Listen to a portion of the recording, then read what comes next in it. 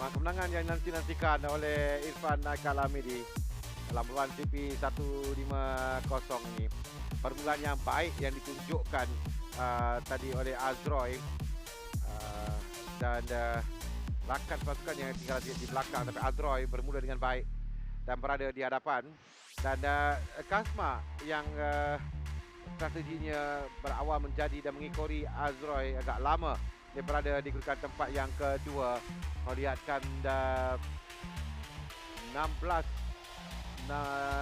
lap dia berada pada kedudukan itu, mengekalkan kedudukannya di tempat yang kedua di belakang Azroy.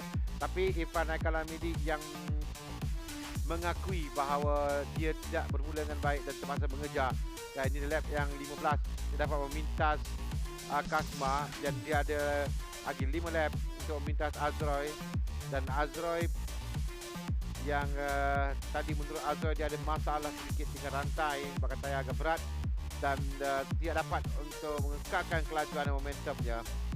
Dan Irfan Al-Hamidi dapat melepasi Azroy untuk naik di tempat yang pertama pada ketika baki 3 pusingan lagi akan ditamatkan lap yang ke-16 18 dia naik tempat yang pertama dan 3 pusingan lagi dia mengekalkan kedudukan di depan dan dapat dikejar oleh Azroy untuk dia memberikan kemenangan bagi setelah sekian lama untuk pasukan STK di tempat yang pertama.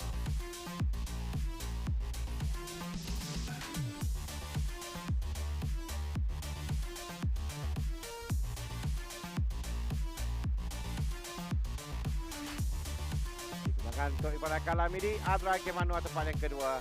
Kasma Daniel Kasmayudin di tempat yang ketiga.